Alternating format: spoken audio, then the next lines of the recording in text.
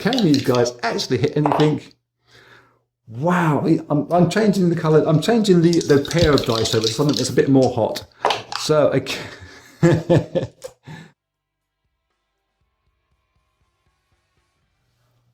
Okay, we are back with video number 2 of our Best Way to Solo Axis and Allies mini-ish series, where we're following the fortunes closely of the Japanese player with our restrictions. Few things to say before we get going. Firstly, may I mention that I make these videos in aid of a charity called Cure Parkinson's. You can guess what they're trying to do. There's a link to them below this video, one in the About section on the channel page. If you happen to have a spare, $1, Euro, Yen, Yak or British pound you can send to them, I'm sure they'd appreciate it. So, if you haven't seen video number 1 and don't know what we're up to, we've got this one sheet here available on BGG, which has got this way of giving behaviours to all the powers involved in this game. It's a two-sided sheet. Go and grab that if you haven't got it already. And for Japan, they have got an aggression rating of 3, fairly middling. They make skirmishes and not afraid to pull out of attacks if they're going a bit Pete Tong. They buy the more expensive equipment. They can do 4 attacks per round, and they've got 2 minutes of rash thinking time. Now, we've also got to point out a couple of things that have happened from the end of the last video. I saw when I was just assembling that one. We've got a guy here, a Japanese guy, sat in the ocean very vaguely off the coast of East Indies. They only start off with one Japanese guy in there. I don't know what that one's doing there. I believe he must be there when I was rationalising some of the chip stacks, or perhaps left over from a battle somewhere and got thrown down by mistake. He is now lost and gone. And we can move over, if I'm in my drawers, to another bit of oddness with the American player. Again, in America, I've only got 2 minutes of rash thinking time. Other powers have more, but America just have 2. And this one aircraft carrier stuck there in the middle of 57, and I can't think why. I'm pretty sure I intended to move that into Sea Zone 59, but I can't do anything about it now. I can't just cheat and uproot it. So it has left a little bit of a quandary for the Japanese player. We're on with Japan. Finally, all my ramblings are done. And what do? With their 2 minutes of thinking time, I've rushed through their purchases straight onto the combat, and we're making 4 declared attacks, or even possibly 5, though their attacks are 4 attacks maximum per round. We're doing a strategic bombing raid into this UK factory in India with 2 bombists. It's mentioned actually in the rules there that strategic bombing raids do not count as per maximum attacks per round. We're making 3 attacks into the mainland, into China, just trying to grab some IPCs from them, reduce their annoying popping upness. They pop up like moles on your well manicured lawn sometimes. But we're going to try and get into there with as many heavier units as we can do, with the cheap infantry hopefully surviving all those attacks too. And with this American ship that's in 57, well, we don't want to cheat for the Americans and just move this thing out of the way. But it did leave a little bit of a quandary. We had to think just very quickly whether we put these 3 units into the Midway 57 Sea Zone and almost guarantee taking that ship out. But it puts guys out of position here, and we are purchasing some fairly expensive shipping to get into 62 afterwards and get all our fleet back into there in the non-com phase, so we can protect some transport ships. It's a long explanation, this. Protect our transport ships and move stuff back again into the mainland on China on the turn number 4, or possibly come back and start attacking these islands later on. So let's just start rolling out these attacks. We've all been pointed out to you as to the whys and the wherefores, and we'll get on with Japan's attack into Midway first. I'll try and get the dice tray. Let's move these guys out of the way actually and put the dice tray in the most convenient spot that we can't see where we're actually hitting sometimes. So, for the attack into Midway, the Japanese submarine will roll in at a 2, and the American aircraft carrier defends at a 2. We can roll the 2 dice together, though if the Japanese sub scores a hit, because of its first strike, we can then ignore the one cruiser, the one carrier that the Americans have got. Get me worms right. But we roll them together anyway, just for save a bit of time. Black dice is the Japanese dice, and they've both missed on the first round of combat. They're going to go again. I see no reason why Japan wouldn't follow through with this attack. And they miss on the second round of attack. We can keep going for ages like this. And they've all missed again. Nice. If I cut and chuck here, you understand there'd be frustration with many missing dice rolls. Oh my giddy aunt. Can these guys actually hit anything? Wow. I'm changing the colour. I'm changing the pair of dice over to something that's a bit more hot. So, oh wow, these dice are horrible. And it's the Americans that have scored a hit. So the Japanese sub will go down and the American aircraft carrier does survive somehow in C-Zone 57. They must have been zipping around like zippy things are zipping now, I should imagine. So, enough of that silliness. Let me just move you over a little bit so I can reach in and get things in shot a little bit. We got this attack up here into Ningzai. I can't pronounce that at all. We have got one Japanese fighter going in out of 3 and 2 infantry. It's a little bit bigger and braver than we wanted it to be. So we have scored just the 1 hit from that fighter. And now the 3 Chinese guys get lucky dice to defend at 2s. And they all miss. So I think we're happy enough from that first round of attacks to take one of these Chinese guys off and then go again with the same attack. We've got the black dice as being a 3 from the fighter and 2 on the infantry. And again, it's another single hit by the Japanese player, and that's just 2 lucky dice for the Chinese guys at 2s, and they miss again.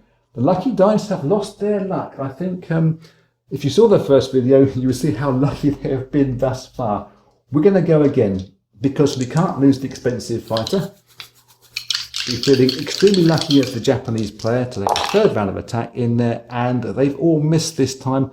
A single dice roll from the Chinese guy, who misses again. Let's throw all the dice together, because we can do. We know which colours we're using this time round. And we've now got 0 hits again by everybody. What's happened to my dice? And finally, one of the Japanese guys has scored a hit with a 1. This Chinese guy missed with the 6. The elongated battles. These dice have just gone a bit funny on us this time. So we are now, as the Japanese player, into Ningzai. I can never pronounce that place. And we got the battle hit into Sikang. Now we've got these 2 units in here, plus this tank is blitzing through this area. That's what these markers there are for. Because we haven't got any air support going into that, so that's why we need that extra tank. So we've got the tank goes in at a 3 on the black dice, and then we've got 2 at 2 on the red dice for the Japanese guys. And I'm going to put the Chinese guy in there as well on that lucky dice. To say keep re-rolling, because these dice have gone funny, haven't they? And everybody has... No, the tank scored a hit. I was about to say if one's missed, the tank scored a hit. That guy is now gone. That's pretty devastating for the Chinese forces this time round. Everybody moves into there. We're fairly happy with that, I would think. And the final attack of the regular attacks will be this one fighter and this one infantry. So the fighter again will go in at a 3, infantry goes in at a 1, and the Chinese guy is at a 2. And this time the Chinese guy has scored a hit with the 1. It's the fighter there that scored a hit for the Japanese player. So these 2 units are lost, and we don't get into Yunnan. That's slightly frustrating, but I can't think we can complain too much about it because we've had such a good run thus far with the other attacks up north, even though they took stupidly long times to do. So we're now going to look at this attack now into the factories. The anti-aircraft gun for the Brits will give them lucky dice so they can knock these 2 bombers out. The fighter doesn't get involved in the battle, it's just a anti-aircraft roll which misses entirely, and now the 2 Japanese bombers can do damage of 6 on the Indian factory. I'll get all that sorted out. I shall carry on with the whole of the turn number 3, when I've done all the non-com movements and decided where Japan had got to go, and I will see you at the end of the turn. Okay, we've reached the end of turn number 3. You might better see by these 2 markers, we are now at even Stevens with the victor cities of 9 each, because the Karelia has fallen to Germany and they've grabbed that Leningrad factory up there. Pretty important for them. Let's just continue the turn in turn order. After Japan, we got on to the Soviets, and for a while I was starting to think that this expensive buy behaviour of theirs was going to work out for a second time. I'm not 100% sure about that anymore. I do often like to give the Soviets a bit of bark to go with their bite rather than just buying loads of infantry, because when they get an opportunity to fight back, if they've only got infantry, that the fight back is very limp-wristed. So a stack of tanks there in the Caucasus, load of artillery in Russia itself, and we did put some extra units up there into Karelia, which eventually was ultimately taken over by Germany. They virtually rolled the Soviets in there. Though we thought they had enough to defend it, the Germans were just too powerful. Soviets did try running their one bombist down from Russia, 1, 2, 3, 4 states, landed that back into Karelia was the aim, but unfortunately the anti-aircraft gun took it out beforehand. So whilst it's not really part of their full policy of being protective of their core, we do think it was a good move in terms of trying to whittle down some of those German monies, because Germany are the chip leader at the moment. We got on to Germany itself. As we said, they attacked that Karelia factory. That was no problem at all. They also romped down here into Anglo-Egyptian Sudan. More of that in a minute. What else can we bring you? They bulked up on their French border. Let me just move you over a little bit. They bulked up onto the borders of France now. It's not quite enough, we don't think, but we don't want to overcommit to this section of the board, because, well, the UK got a hard time getting into France, we think, and we got a small gap here in the Poland, Czechoslovakia, Bulgaria border. We've got no units to actually start shipping through and backing up these forces, but we do have our factory now up there. We can start bringing in units from up north. The UK avoided attacking the factory, didn't want to lose their bomber. It was part of this idea of getting into France next time round. They just have the 2 transport ships initially in sea zone number whatever it is. I can't see because everybody's in the way. But we could have loaded 4 units into France, which we thought, well, it wouldn't be enough for an Italian attack, because there was an Italian tank in there as well. Though we could have hit it with the fighters, bombers, and a couple of guys and a couple of tanks, we thought it best to wait one more round and then go with our aggressive behaviour and put 6 units in there, plus all our air and a little bit of bombardment from the cruisers. So that's the reason why the Brits didn't really fully follow through on their behaviour up there.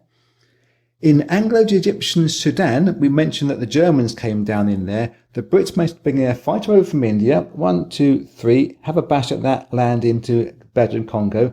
Infantry artillery versus infantry and tank, and it was a score draw as far as the ground units are concerned. Italians now are taking over from there. They've put a tank across to here. They want to go on an African tour and grab all those lovely IPCs. Don't blame them either. America over there have got some more units loaded across the Atlantic into Morocco, Algeria, and I've got some more coming over for later on. We're just going to zip back again towards the Brits. In India, there was 6 damage on their factory. They paid it off and bought themselves 1 artillery piece, 1 transport, and 1 more destroyer. We figured that the Brits could use this to go on a tour of the Money Islands, but we may now have to reverse that decision and go back that way towards Africa to try and stop this Italian tank from roaming around there. But obviously Italy are going to be aggressive in there. We're also worried, as the British player, about Italy putting their 1 fighter into Transjordan along with the 2 infantry. Persia, the back door to India, is now vulnerable as well. So I think the last thing to bring you, even though we've gone Slightly out of sequence with doing everybody's turns was the one massive battle into Sea Zone 62. We had 2 minutes of thinking time for a fairly aggressive America land. I did take a minute or two longer to decide whether we could pull the trigger on that. I wrote down the units beforehand. America had 2 bombers, 3 fighters, battleship, 2 cruisers, a destroyer and a submarine. They were taking on 2 fighters, a carrier, battleship and 3 cruisers. Roughly on the hit numbers, America had 31 to Japan's 22. So you would think that yes, I've got a good advantage, enough of an advantage to say yes, an aggressive American land would be able to pull that battle off. However, the thought was that if we are successful into that battle up there, then we're going to be left with our fleet on the doorstep of Japan, with a lot of Japanese bombers, fighters, and the rest of their fleet. It was in Sea Zone 61, just next door to them. So it was a hard decision to make, but I had to go with that behavioural that we rolled out for in the first place of a number 5, which is to expand readily and frown upon retreats. And I really wanted to pull off after the first round of attacks, but I just had to go against my normal feeling from there and carry on through. And we have to see how this all plays out on turn number 4. I'll see you in a bit when we get on with Japan. Okay, on with Japan, turn number 4. I've needed a little bit of catching up time here, but I haven't run over my 2 minutes of rash thinking time that we're allotted in this game. I've been engrossed in the MotoGP action for the last 3 days, so I haven't actually even looked at this board. We had a big American attack in Sea Zone 62. We've got to do something about that. We really wanted to be able to bash this engine factory again, but these Americans here mean we've got to about face these planes, everything. These planes here, that plane there, and the 2 bombers are all going into Sea Zone 62, along with this fleet and this one destroyer in here, and bash that one. We've got one walking into Shanghai, and these guys here into Yunnan to bash that one Chinese guy, and get the Chinese player out of the game for at least a couple of rounds, we would imagine, maybe even permanently. But the garden certainly isn't rosy for Japan over here. As I mentioned, we got a destroyer, cruiser, battleship, carrier, couple of planes, 1, 2 that's going in from the carrier, 1 from Manchuria, and these 2 bombers can all have one big bash at that American fleet. I don't think it's going to be a skirmish and run back home again. They've got to sit there for a little while and maybe use the transport ship, non-con, but certainly get themselves into Manchuria, maybe even one of those tanks. So let's just start clearing some space, rolling some dice out. They've got themselves 2 expensive cruisers and another transport ship and an artillery piece. We're going to need something bigger down here in Burma later on.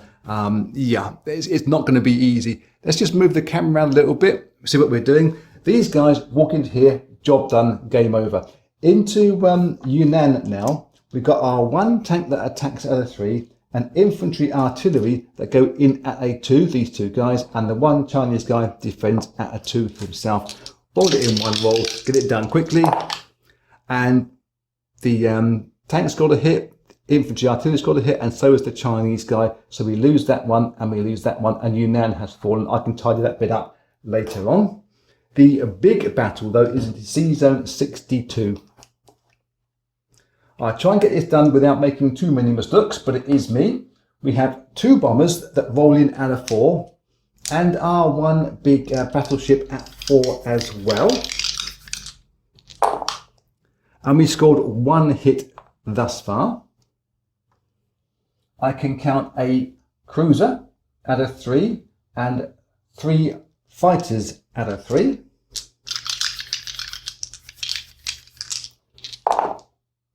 And score 2 more hits out of that. Nice. And there is 1 lowly destroyer that's going to run in there at a 2.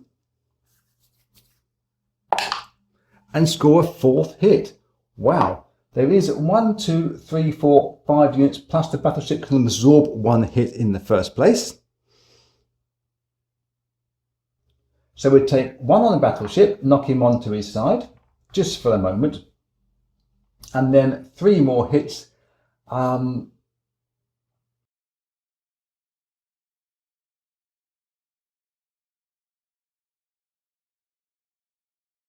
We're going to have to take it on the aircraft carrier and perhaps the cruiser. Those other 2 hits, and then 1 fighter. That's a desperate shame. But America get their reply roll now. Their 1 battleship goes in at a 4, scores 1 hit. These dice out of the way. Their 2 fighters defend at 4s, score another hit. The cruiser defends at a 3, misses, and the aircraft carrier gets a defensive roll at a 2 and scores a hit. 3 off Japan. They won't be very happy with that, Japanese, I don't think, but they can take 1 off the destroyer, 1 off of their own battleship there, and 1 Fajita. We can move all these guys out of the way. Japan will go for a second roll at this. Should be done fairly quickly. We get 3 dice at 4 from battleship and bombers. And we scored 2 hits. That's all we require to do that one with. That battle is now done as far as Japan's attacking is concerned. And we have 2 defending at 4 from the Americans. We give them red dice for 1 indeed. And they scored just 1 hit out of it. I think Japan might take that on the aircraft carrier. It's very expensive for them, but everything else defends a lot better, and we can use dropping off points in Chinese mainland to get our stuff into India. We can get onto our islands for the moment, so I think perhaps controversially we take that on the 1 carrier. So this lot is all lost and gone. This guy is fixed straight away. Don't need to use one of our exploding markers there. And I'll do all the non-com for Japan off camera and see you at the end of turn number 4 when we start re-evaluating our statuses for all the powers too. Okay, we've reached the end of turn number 4, start of turn number 5, and the Axis forces are just nudging their noses in front, taking 10 British cities to the Allied 8 at this stage. With the fall of the Stalingrad factory. More of that in a moment. Let's just go around the board in a counterclockwise order, similar to how we did it in the last AAR, because that seems to work out quite nicely for this board. You may have noticed, I certainly did when I uploaded the clip, the attack from Japan into Sea Zone 62. I forgot to roll their 1 aircraft carrier into that battle. It just happens sometimes. It was only hitting at a 1. I don't think it affected all the combat. After that, let's have a look at what happened with the Soviets, because again, whilst they were trying to protect their core up there, they did make 1 attack going from Russia into Belarus, just over there. Reason being, there's a bit of pressure on there. And they figured that if they could just punch into there and get a small buffer zone for them, it would just take the weight off of what was coming forward. It's marginally against their protected core behaviour, but you're protecting your core by giving you a buffer zone. I don't think it was too far against what the Soviet player of that mindset at that particular time would do. Just move over a little bit as well, make it a bit easier. And we can look at what happened with Germany.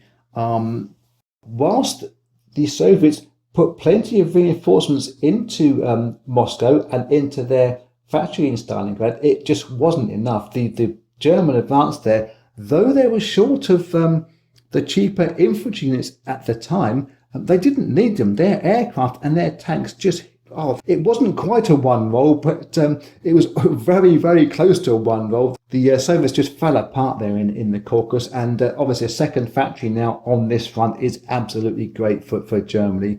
Not quite as good for them further westward as we go. They put a lot of forces into France, into northwestern Europe, leaving Norway, I wouldn't say wide open. The Brits caught them with their pants down. And the British attack into Norway was a similar one to the Germans into the Caucasus. A simple 1 roll affair. The Brits put in 6 land units and only lost 1 of them versus, I believe it was a fighter, and there might have been 3 or even 4 German infantry up there. Absolutely superb. The Brits didn't bomb the German factory in middle of Berlin. The Americans did that and not lose it to anti-aircraft gun this time either. Germany are hating that, but the Allied are fairly happy with it, I suppose. If we come down into North Africa now, I don't think the Americans really wanted to get far forward as Libya.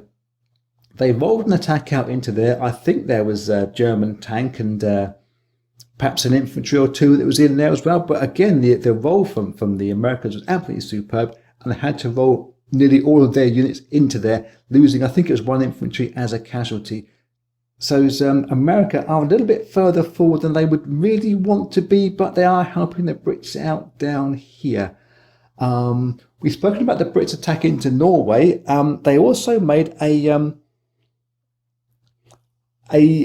non-aggressive move, even though they are an aggressive power, into Anglo-Egyptian Sudan.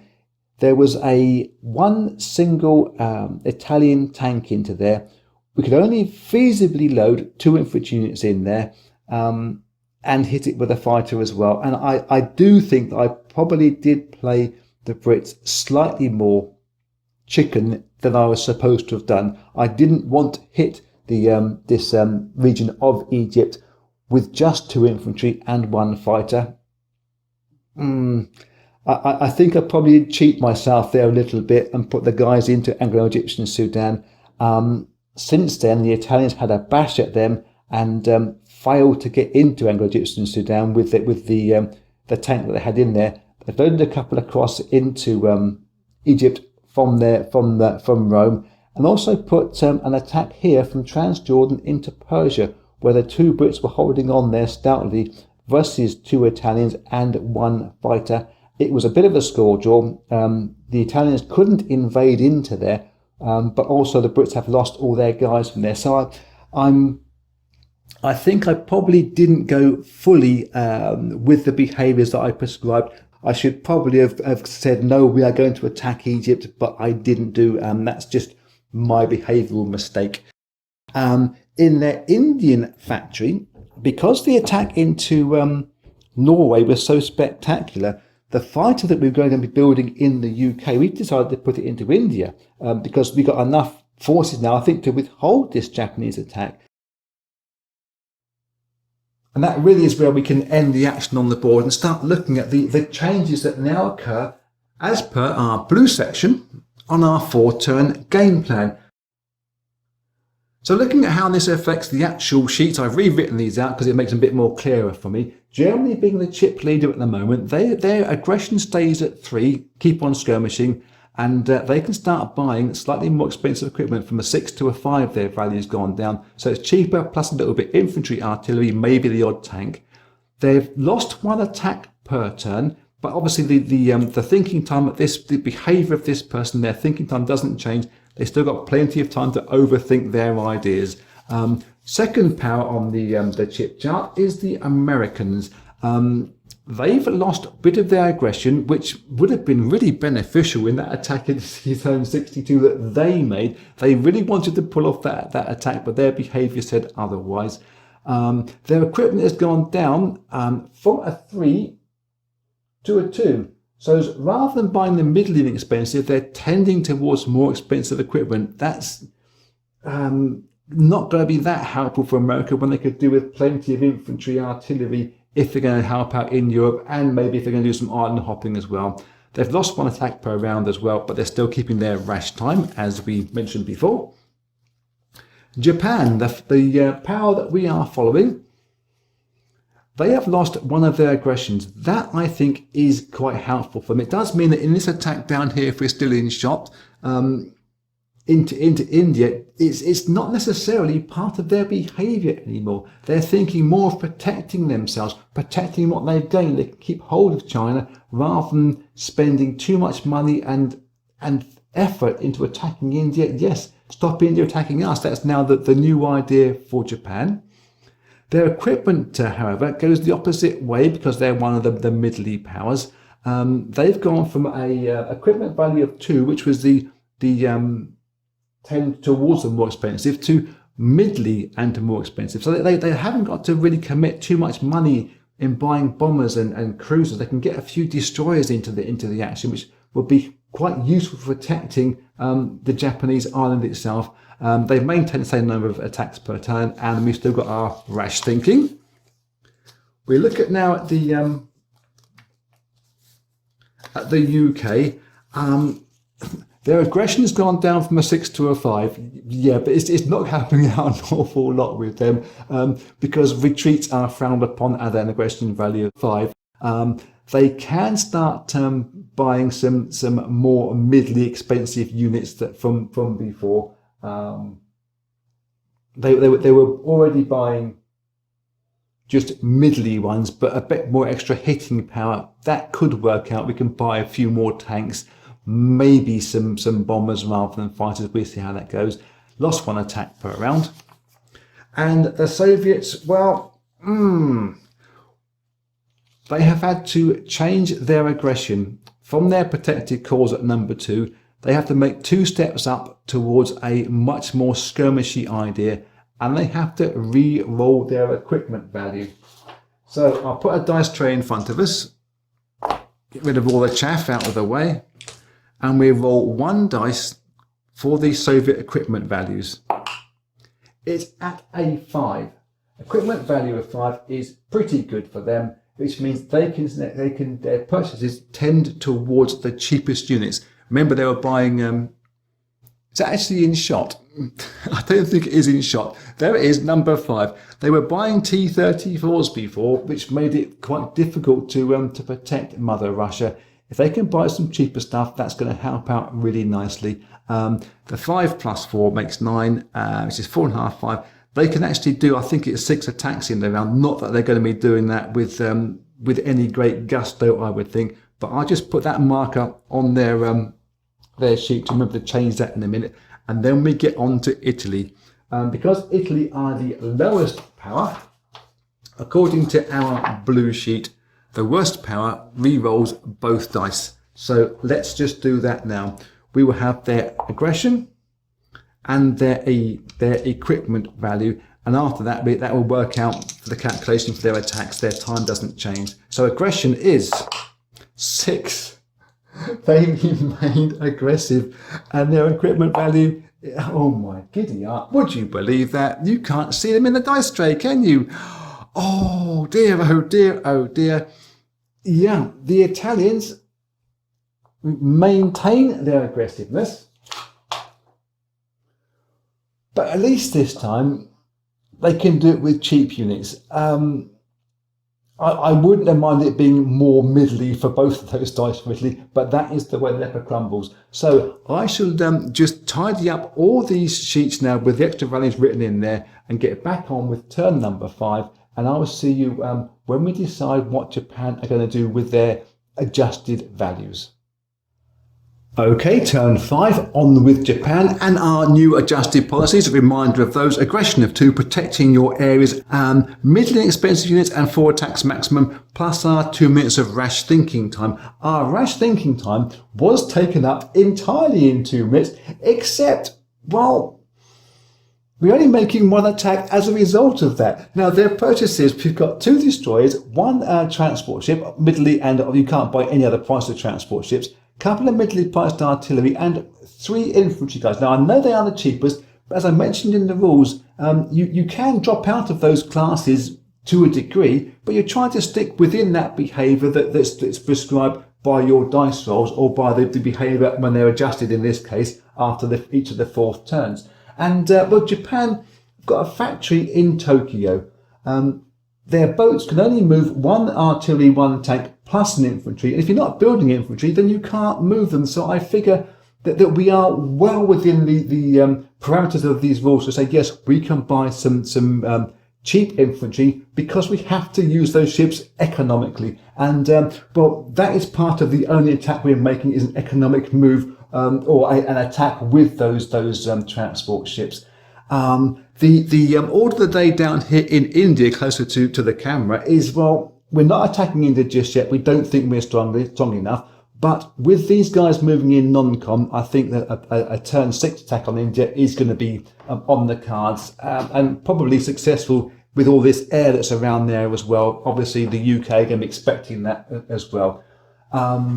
We were thinking about making a move from Shanghai into Novosibirsk and Kazakh SSR. The thing is, though, I dislike a lot of Axis and Allies going from China to Russia. There's a big mountain range there. You couldn't really do it, and it doesn't feel appropriate. And also, with this protected borders kind of idea of the Japanese aggression, yes, it's a free money grab, a free land grab over there. But equally, it's more viable. The Germans would do that, coming from this side of the mountain range and snatching those two, or at least forcing the Soviets to defend it on their turn, which is upcoming. So Japan are using these two guys to defend this border. They're not going to go past around there. It's more palatable to me as a long-time Axis and Allies player. But the attack they are making, let me just move the camera over a little bit. The attack they're going to be making is a very simple affair, taking one of their transport ships, taking a single artillery piece, along with their fleet here. They're saying, "Here, get off my land." The reason why they're taking one artillery, we could take one from Manchuria, but it does weaken Manchuria by a touch. I mean, they ship over one more unit, as we mentioned just now, from Japan Island into Manchuria on this one ferry that's there on this turn. But we think that if we got one attack with our artillery piece, we can do one bombardment with our big battleship and hope that the American player misses. So let me just put the dice tray somewhere. I'll hold it up actually because it'll be a little bit easier. We got the bombardment goes in at a 4. We've got the Japanese infantry defending at 2, and we give the American a lucky dice to defend at 2 with as well. And, well, Japan has just smashed him off the island there. He has missed entirely. So the island there will fall again to the Japanese player. And it's really equivalent to protecting their core, because they're getting this island back. It's taking away one of those landing stations that the Americans were so keen to have in the last turn. So I just tidy everything up and do the non-com move, which is getting guys more into Burma, adjacent to India, and anything else I can think of, and getting their reinforcements back into 62 and onto the Japanese island. And I will see you at the end of turn number 5, when all this action in Europe has been played out. Okay, we've reached the end of turn number 5. Turn number 6 will be in the next video. Big swings happened in Eastern Europe, and the Axis forces were the big losers. They're down to 8 British cities, Allied up to 10 British cities, and the UK were the biggest winners financially. Germany the biggest losers. Let's look at what happened though post the Japan turn. Obviously they got into sea zone 59, which is just up here with the fleet. And they did their walk into Shanghai and bulked up into Burma, ready to come forward into India. Whether Japan come forward or the UK come forward next turn, got to check the behaviours to see what we're going to do with that. But it's a bit of a stalemate situation going on here, and I think that if Japan don't attack, the UK are only going to get stronger because of what happened everywhere else. Up into Eastern Europe now, the Soviet forces have got a more skirmishy behaviour and cheaper units to allow them to do that this turn, next turn, whatever it's going to be. They skirmished into the Caucasus with some artillery pieces, and it was successful. It was going to be a skirmish. It was going to be one hit against the 3 German tanks that are in there, but they rolled the German tanks, losing just 1 artillery piece themselves. Caucasus is now back in Allied hands. They skirmished again into Belarus. Bit of a more even affair up there this time round, but it was enough to take the weight of units off of their Russian border, dissuading Germany from being able to attack Russia or Archangel or even Karelia. So it was successful, though it was unsuccessful. Further north, however, the Brits, with their slightly less aggressive, but it's still a number 5 aggression for them, made some absolute heroic moves into Karelia. They took 2 tanks from Norway, 3 infantry and an artillery from the UK around over the top into Karelia I think there's a fighter that got involved in that attack as well.